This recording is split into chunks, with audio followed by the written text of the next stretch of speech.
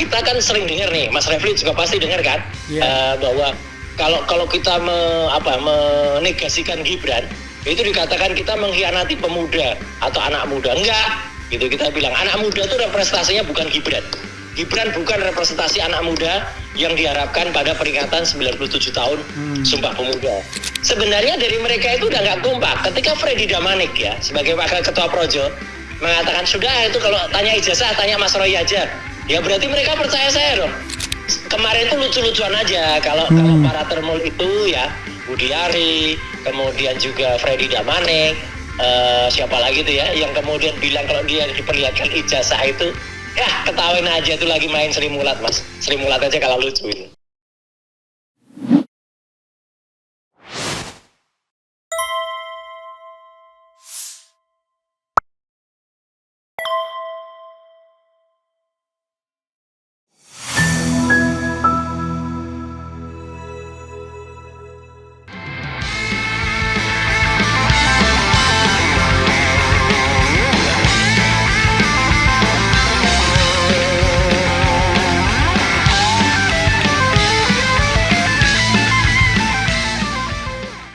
Assalamualaikum warahmatullahi wabarakatuh, Sobat RH sekalian. Jumpa lagi kita di channel yang keren ini, keren cerdas. Ya saudara sekalian, langsung saja ya. Di ujung telepon sudah ada Mas Roy Suryo. Jadi daripada saya delaynya kelamaan nanti diprotes, langsung ke Mas Roy. Mas Roy, assalamualaikum. Ya. Oke. Waalaikumsalam warahmatullahi wabarakatuh Mas. Yang jelas tadi di press conference Mas Roy ada itu, jadi tidak bisa menghindar lagi. Iya benar. Tapi kayaknya yang ada RR doang ya, T-nya nggak ada ya? RR doang. T-nya diganti T-nya diganti Title. Oh, Title Sinaga. RRM dong, Raden Mas. RRM, iya. ARM. Nah kalau ARM Mbak Menu baru datang nih. RRM. Roy Rismond Michael. Iya, Roy Rismond Michael. Mas Roy, itu iya, Mas, persisnya acara tadi itu apa yang kemudian tiba-tiba dihadang-hadang itu apa? Gini. Jadi sebenarnya acaranya adalah untuk menyambut 97 tahun peringatan Sumpah Pemuda. Kan besok memang. Nah, memang sebenarnya acara intinya tuh besok. Cuman karena kebetulan saya tidak bisa besok. Saya besok harus balik lagi ke Jakarta. Bentar lagi saya balik ke Jakarta ini. Karena besok tuh saya jadi ahli di KIP Mas, di Komisi Informasi Pusat. Ya, saya bersama Halo, Mas Roy. Ya, akhirnya diadain acara tadi itu, gitu loh. Nah, tapi juga kebetulan memang ada salah seorang aktivis di Solo, namanya lucu nih. Ini sebenarnya lucu nih. Jadi penggagasnya namanya Mulyono. Ya. Mulyono. Jadi Pak Mulyono itu adalah aktivis di Solo. Dia punya tanah. Memang dia yang punya lahan. Mulyono itu yang ada lagunya ya. Mulyono, engkau dalam segala masalah. Dan ditolak oleh orang namanya Joko. Jadi ini lucu juga ini. Jadi Mulyono ditolak Joko. Gitu. Nah, jadi kami itu diundang Mulyono, tapi makanya karena dia sudah menyediakan tempat, menyediakan panggung, udah ada siap. Panggung dan tempatnya sudah siap dan itu di rumah dia. Di rumahnya Mulyono itu gitu loh. Cuman memang lokasinya tidak terlalu strategis memang sebenarnya. Saya juga kaget lihat lokasinya kok agak masuk ke di dalam perumahan gitu loh. Nah ternyata saya nggak tahu mungkin konfliknya entah mulai kapan. Mungkin Mulyono ini memang sudah ada konflik dengan orang namanya Joko. Ini lucu juga ini. Mulyono ditolak Joko. tapi bukan Joko Widodo, Joko Sasono namanya. Nah jadi ketika menuju ke sana, Joko Sasono ini termul ini. Jadi dia karena dia tuh ada jabatannya itu penggerak desa, gitu. Dia penggerak desa. Dia mengerahkan orang-orang untuk menutup akses jalan menuju ke desa tersebut, gitu. Nah, jadi desa apa Mas? Desa apa? Desanya namanya Sawahan, gitu ya. Sawahan. Di kabupaten atau kota? Boyolali. Oh, di Boyolali ya? Di Boyolali. Tepatnya nanti saya catatan. Tapi artinya tempatnya di Boyolali, ya agak sedikit keluar dari Solo, sedikit keluar tol ya. Tol Solo itu kemudian keluar dikit masuk ke sana. Karena nggak bisa masuk ya gitu. Saya sih mikir cerdas saja, kita nggak mau jadi udahlah kita geser aja. Toh tujuannya sebenarnya kita hanya mau press conference untuk acara besok gitu loh. Press conference-nya akhirnya di mana? Press conference-nya akhirnya hanya beberapa ratus meter dari rumah Jokowi yang baru. Oh, yang di Colomadu. Colomadu justru khusus bongkar data-data dari rumah Jokowi yang baru itu, gitu loh. Ini belum banyak yang tahu nih masalahnya. Jadi artinya ini harus yang dibongkar. Nah, jadi yang pertama adalah sebenarnya kan sudah ada undang-undang yang memang mengatur bahwa itu ada maksimalnya. Yeah. Jadi artinya undang-undang itu sudah lama ya, undang-undang tahun 78. Ya nanti persisnya saya sendiri. Oke. Undang-undang itu sudah lama bahwa memang negara itu memang memberikan undang-undang nomor 7 tahun 78 tepatnya di pasal 8. Gitu. Kalau tadi rumahnya Joko Sasono tadi itu di Kampung Karangmojo, Desa Sawahan, Ngemplak, Boyolali. Supaya clear ya gitu ya. Yeah. Jadi di Karangmojo sama Ngemplak. Nah, kemudian tadi saya justru membuka data itu. Jadi ini penting nih Mas, ini menarik ini malah. Jadi supaya nanti dikembangin oleh ahli-ahli tata negara, Mas, ahli-ahli hukum, ahli-ahli yang lainnya. Jadi rumah Jokowi di Colomadu itu sebenarnya memang ada aturannya, Undang-Undang Nomor 7 tahun 78, tepatnya di pasal 8. Nah, ini mungkin yang belum banyak tahu.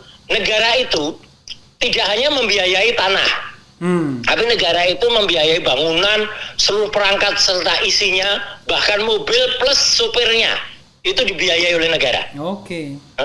Iya.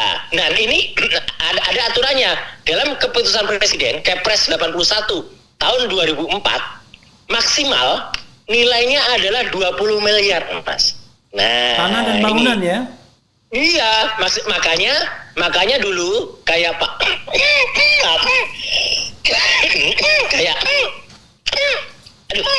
sorry. Ini Mas Roy atau siapa yang batuk ini? Saya sendiri. Iya, karena mau ngomong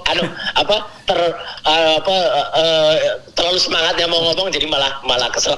Jadi bahkan dulu Bung Karno, kemudian Pak Harto, Gus Dur sampai Bu Mega itu pun daripada kemudian waktu itu kan di Jakarta uang senilai segitu mungkin nggak mungkin beli tanah gitu kan di Jakarta sama perangkatnya, akhirnya menerima tunai Mas. Dan itu diberikan tunai untuk Bung Karno, Pak Harto diberikan tunai juga, kemudian Gus Dur diberikan tunai untuk yang di Ciganjur, kemudian juga Megawati untuk nambahin yang di Tengku Umar itu renovasi itu akhirnya tunai.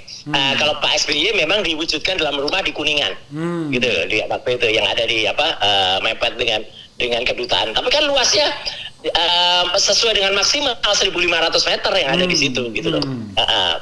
Punyanya Pak SBY. Nah, ceritanya itu ada maksimalnya itu Kepres, bahkan ada Permenkyu-nya. Nah, ini menarik nih Mas. Mungkin besok wartawan bisa menanyakan nih ke Pak Menteri Keuangan yang lagi hit nih Pak Purbaya ini gitu kan gitu. Jadi minta tolong nih Pak Purbaya bongkar Permenkyu nomor 120. Memang Menteri Keuangan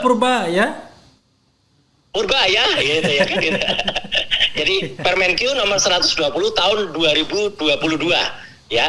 Gitu. Jadi maksimalnya tuh 1.500 meter. Kan ini ada akalan-akalan dikit nih. Karena 1.500 meter itu Jakarta, kemungkinan kan diakali. Kalau di Solo kan bisa lebih murah gitu. Ternyata Mas, yang ada di Solo itu kan luasnya 12.000 meter Mas. 1,2 hektar kan? Iya, 1,2 hektar. Harga tanahnya kalau kemudian dikalikan dengan 12.000 meter, itu totalnya 200 miliar Mas. Itu tanahnya doang. Gitu loh. Itu kalau jadi 15 juta. Lah iya, kalau lebih gitu. Kalau lebih berapa gitu. Makanya jadi dari sisi harga tanahnya saja sudah 10 kali lipat dari pagu yang ada. Gitu loh. Kemudian belum nanti isinya. Belum nanti kalau bayangan saya Mas, rumah itu pasti besok-besoknya itu akan sangat menjijikkan. Maaf saya dengan kata begitu. Karena pasti akan digunakan ya untuk rapat-rapat termul Mas. Iya. Menerima termul datang, rombongan datang. Masuk rapat partai juga ya? Nah makanya makan minum di situ kan susah kan ngitung itu biaya negara atau tidak, ya kan gitu. Dan ketika pembangunan itu sebenarnya banyak warga Solo yang sebenarnya agak kurang senang karena ternyata kontraktor dan pekerja-pekerja intinya itu dari Bali, Mas. Jadi bukan orang Solo gitu. Iya. Itu PT Tunas Jaya Sanur yang ngerjain. Nah, jadi sebenarnya Solo pun juga apa ya?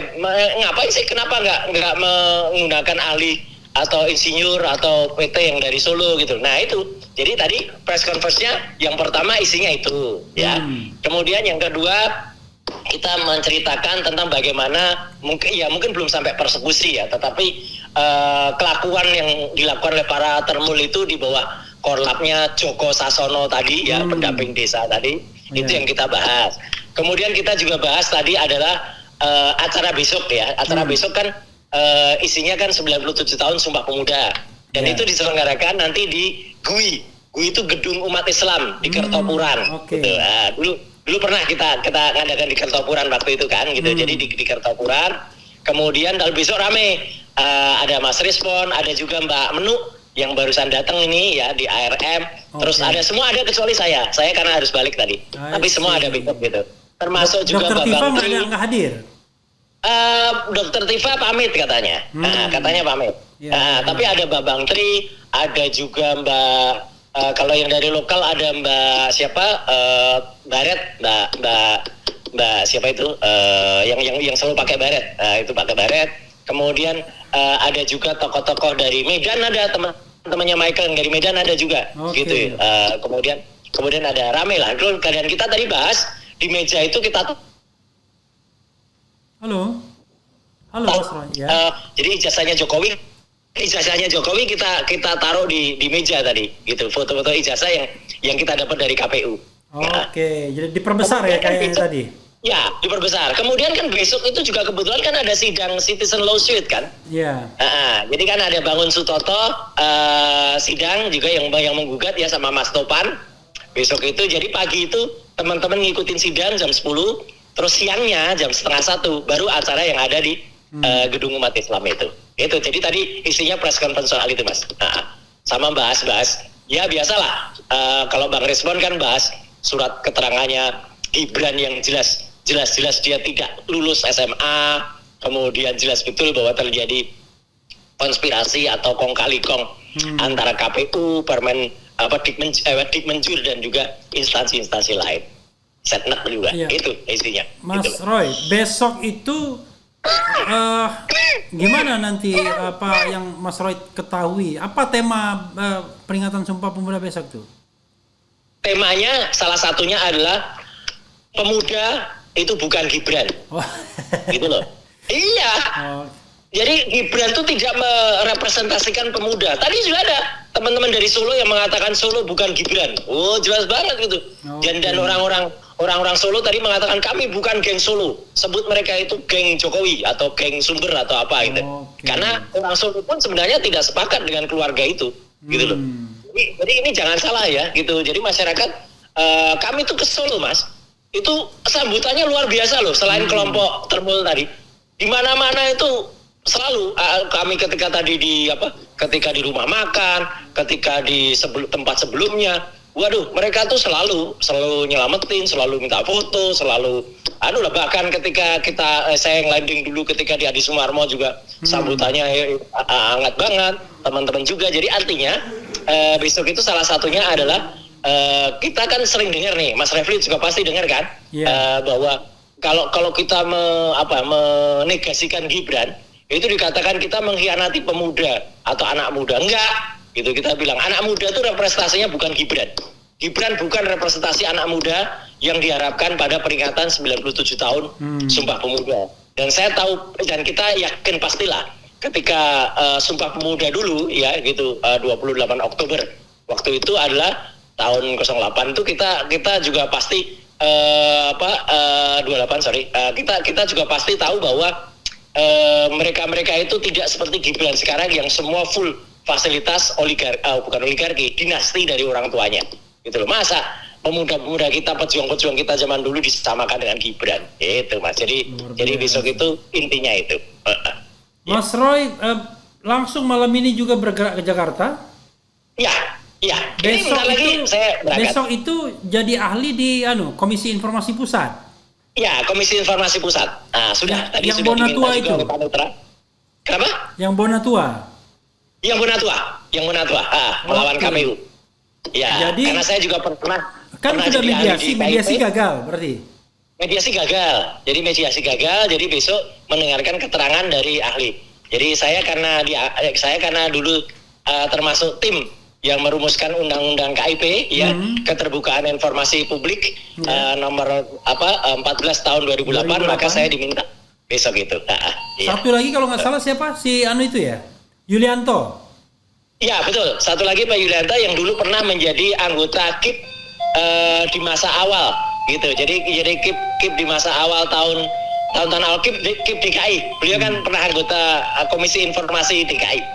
Pak Yulianto. Besok Lagi, jadi kami lagi berdua. dicari-cari Andrinov dia. Yang dicari dia bukan Mas Refli. Iya. Kalau saya kan cuma fasilitator ya kan. Apanya, ya kan? Kalau nggak setuju ya silakan hak jawab kan.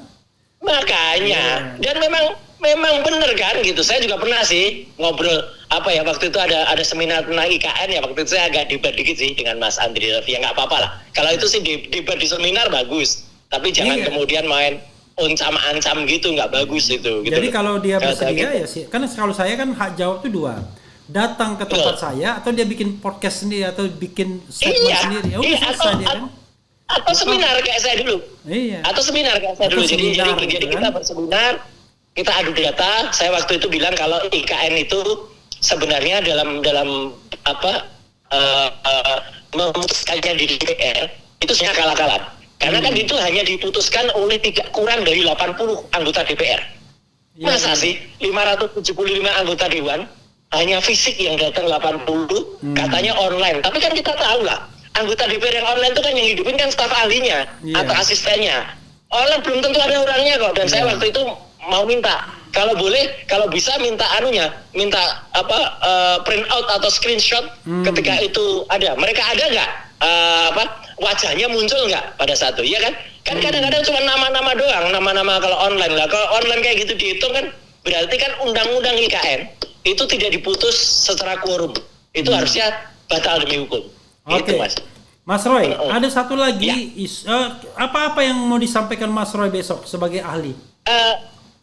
Kalau besok itu ya artinya memang undang-undang KIP itu jelas-jelas betul itu mengharuskan bahwa KPU itu harus sudah menyimpan. Kalau dia sudah jadi itu ada di Undang-Undang Kearsipan, tapi kalau di Undang-Undang KIP itu bahwa itu harus terbuka. Jadi Andri itu harus sudah menerima data dari KPU dan KPU harus sudah memberikannya kepada Andri. Nah, itu kan dasarnya kan ada itu termasuk yang dikecualikan di pasal 17. Ini Andri itu Andri Kurniawan itu gimana? Bukan Andri, Arsip Nasional Republik Indonesia. Andri. Bercanda aja ini, Mas Refli. Kalau Andri Kurniawan tuh ulama waktu yang kita temui di Malang. Iya, kan? lain lagi gitu. Tadi ada ulama juga tadi. Tadi waktu kita press conference ada ulama juga tadi, ya kan? Ada ustadz juga. Tapi tidak ada kekerasan ya, tidak ada ya? Enggak. Kita gini, Mas.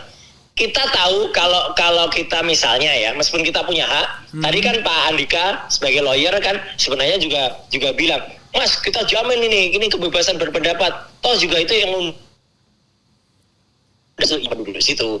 Ya. Jadi daripada rame,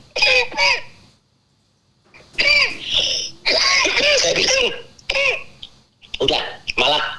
Kalau di situ mungkin nanti wartawan nggak banyak datang, ya mendingan kita di rumah makan aja. Kalau di rumah makan kan wartawan pasti datang, gitu loh. Ya tahu ramai juga dan ada di Jalan Colomadu pasti meriah lah gitu. Sayangnya tadi hujan. Kalau nggak hujan kita rencananya tadi habis press conference kita mau ke nengok rumah baru itu. Sayangnya tadi hujan, jadi ya udahlah. Jangan hujan buatan, jangan ya. Hujan buatan. Jalan kan lucu aja itu lewat depannya sampai lihat-lihat. Estimasi berapa orang nanti hadir rencananya untuk besok itu jauh lebih banyak dari tadi. Kalau tadi pengajuan izinnya sih sekitar 200-an orang, Mas. Gitu. Karena kan ada panggung nanti, ada mimbar bebas. Ada mimbar bebas. Oh, sayang juga kemudian nggak di sana ya sebenarnya. Iya bagus, Mas, sebenarnya. Iya. Tadi ya lah kalau misalnya Mas ngutus teman saya masih cukup juga waktunya.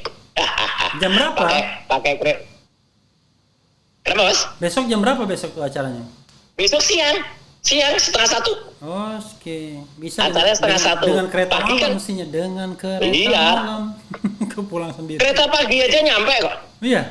Iya, Emang dikit berapa lah jam gitu ya kan. Solo Jogja kalau pakai kereta? Solo 7 jam Mas. 7 jam Mas. 7 jam ya? 7 kalau yang kelas-kelas kayak Argo Laut, Taksaka gitu 7 jam. Kalau yang agak-agak lama dikit ya 8 jam. Ya 8 jam agak telat lah kalau 8 jam. Oh. Ekonomi aja ada yang cepet sekarang, ya kan gitu. Ada yang berangkat pagi itu subuh itu nyampe jam 12 di Solo. Mas Roy. Jadi, ya. Terakhir ya. Itu kan beberapa waktu yang lalu ada berita itu. Menyebut-nyebut nama Mas Roy kalau nggak salah. Oh iya, yang mengatakan apa Damanik ya? Mas Roy aja. Mas Roy aja itu ya kan. Iya. Itu aneh loh itu. Katanya itu aneh. mereka diperlihatkan ijazah asli. Loh katanya lagi kan ijazahnya di Bareskrim atau di polisi. Makanya itu ada banyak keanehan. Yang pertama, sebenarnya dari mereka itu udah nggak kompak. Ketika Freddy Damanik ya sebagai wakil ketua Projo mengatakan sudah itu kalau tanya ijazah tanya Mas Roy aja. Ya berarti mereka percaya saya dong. Kalau percaya saya langsung saya bilang palsu gitu kan. Tapi ya udahlah, mungkin itu slip of tongue kan gitu. Okay. Dulu kan Freddy Damanik juga pernah slip of tongue ketika di acara di Kompas waktu itu bilang, jadi ijazah palsu Jokowi itu udah terbukti palsu. Dia kan pernah juga gitu. Dia cerita ya gini. Ya, tapi kemarin itu kalau saya sangat yakin, itu maaf ya, saya harus bilang itu terindikasi kuat itu bohong. Kenapa bohong? Satu, tadi Mas Refli pun juga bilang, dan kita juga tahu bahwa sebenarnya kan ijazah itu posisinya katanya sekarang lagi ada diperiksa di Puslap 4, ya kan? Di polisi lah pokoknya, dia pihak yang pokoknya ketika kita minta di mana-mana, bahkan bukan hanya ijazah asli kan, yang katanya asli lah gitu. Sampai ijazah di UGM, di KPU, semuanya kan tadinya kan ketika diminta pertama kan alasannya disita polisi semua, ya kan? Nyatanya kan akhirnya setelah diancam dengan undang-undang kearsipan, barulah mereka keluarin semua, ya kan? Nah itu satu. Yang kedua, kalaupun itu diperlihatkan, mohon maaf dengan segala hormat ini Mas, apakah ya penglihatan seorang Budi Ari ya itu bisa kita percaya kalau dia meyakini kalau itu asli atau tidak gitu loh? Kan dia tidak punya instrumen atau dia tidak punya perangkat atau teknologi yang memungkinkan itu gitu, ya kan? Gitu. Kecuali yang mereksa itu adalah misalnya nih Muhammadul Al-Azhar ya, temannya Rismon itu yang tegar dengan Rismon.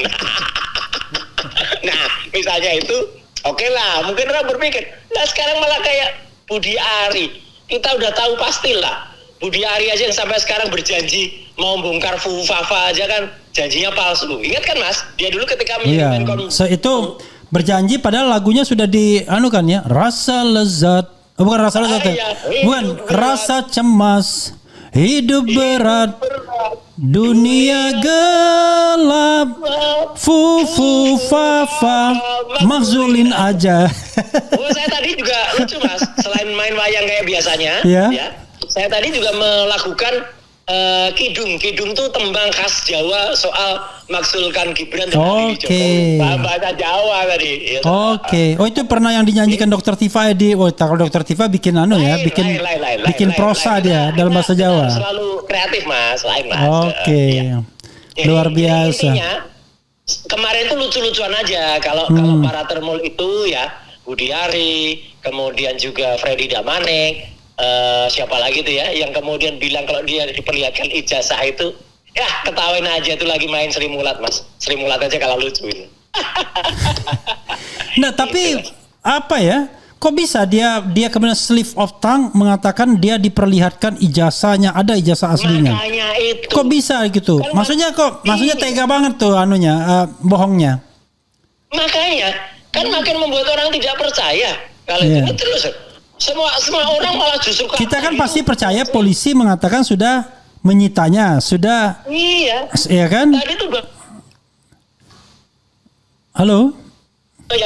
Yang tanda soal itu ya saya bilang ya udah, saya nggak perlu bilang aja, saya senyum aja, masyarakat sudah makin mengerti lah gitu. Kan makin lucu lagi apalagi si Mas Freddy Damanik bilang udahlah tanya Roy Suryo aja, ya udah Kalau tanya saya udah pastilah 99,9% palsu. Udah. Saya klarifikasi 99,9 atau 99,99? 99,99999 banyak banget pokoknya kan. Karena secara kuantitas agak beda sedikit. Iya, dikit aja bedanya. Mas Roy, Oke, Mas. silakan closing statement Mas. Oke, mumpung saya juga sebentar lagi take off nih. Ya, Jadi alhamdulillah ya, press conference siang hari tadi di daerah Colomadu, hanya beberapa ratus meter dari rumah baru Jokowi yang kemudian kita bongkar banyak sekali yang tidak sesuai dengan undang-undang, yaitu Undang-Undang Nomor 7 tahun 78, utamanya di pasal 8. Kemudian tidak sesuai dengan Kepres 81 tahun 2004, tidak sesuai lagi dengan Permen Q nomor 120 tahun 2022. Tadi alhamdulillah akhirnya berjalan lancar dan juga diterima oleh media, karena kita sebenarnya hanya untuk menceritakan acara yang akan terjadi besok atau akan dilaksanakan besok ya, yaitu adalah panggung rakyat atau gelar terbuka ya gitu di gedung umat Islam yang ada di Kota Solo ya. Insya Allah acara besok berlangsung dengan lancar dan baik ya, karena sudah ada jaminan dari lingkungan dan sebagainya. Tadi memang sempat acara kami yang kami diundang oleh orang namanya Mulyono, Mulyono digagalkan oleh Joko gitu tadi yang ada di daerah Sawah. Tapi nggak apa-apa, kita mengalah untuk menang tadi ya, dan saya sebut sebenarnya ya nggak mengalah-ngalah banget lah gitu. Malah kita ketawain mereka yang sudah mungkin mereka bayangannya pengen mau seru-seruan aja gitu ya, dan tidak fair gitu. Karena banyak juga katanya sih, saya sih nggak kesana, katanya banyak orang bertubuh tegap dan berambut sepak juga yang sudah ngawasin. Ini kan keberpihakannya kan nggak bagus gitu ya. Dari mereka itu ya kita tadi berpikir cerdas untuk tidak melayani. Gitu. Tadi berjalan lancar dan moga-moga peringatan 97 tahun Sumpah Pemuda yang itu merupakan harapan pemuda Indonesia ke depan untuk tahun 2045 Indonesia emas, dengan pemuda yang tipikalnya bukan Gibran ya. Sekali lagi, pemuda itu Gibran itu tidak mencerminkan pemuda Indonesia, itu kata masyarakat tadi loh ya. Itu bisa benar-benar kita wujudkan, dan besok dimulai dari Solo, dan pergerakan ini akan menjadi sebuah bola yang menggelinding insya Allah ke kota-kota di seluruh Indonesia dengan memanfaatkan momentum-momentum tanggal-tanggal peringatan Hari Besar. Jadi tetap AGMJ tetap ya? AJMG. Bahkan tadi ada usulan sedikit dibalik gitu. Jadi MGAJ. Oh, MGAJ. Makzulkan Gibran, adili Jokowi. Mudah begitu. I see. Lebih mudah untuk memakzulkan. Gitu. Dan itu bisa kayak anak Betawi. MGAJ gitu ya, MGAJ gitu. Mas Roy, itu ada titipan tuh dari Dr. Tifa. Jangan lupa itu black papernya. Oh iya tadi juga kita sampaikan, dan Pak Dita hari ini kita lagi nulis itu. Gitu Mas.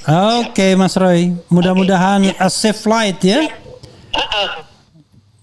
Oke, Mas Roy. Oke, makasih. Terima kasih. Assalamualaikum warahmatullahi wabarakatuh. Waalaikumsalam.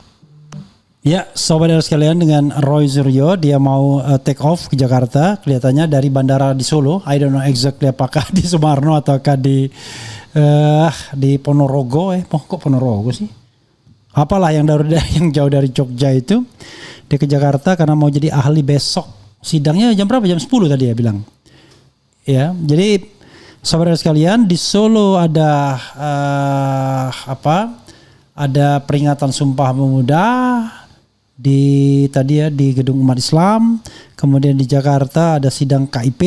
Roy Suryo pulang ke Jakarta. Mudah-mudahan ya kita bisa memberitakan hal-hal ini ya, sekaligus analisisnya dari RH. Itu saja saudara sekalian, mudah-mudahan cuaca politik terus membaik ya kan, dan kemudian masalah-masalah bisa kita selesaikan secara baik. Wassalamualaikum warahmatullahi wabarakatuh. Keren, cerdas.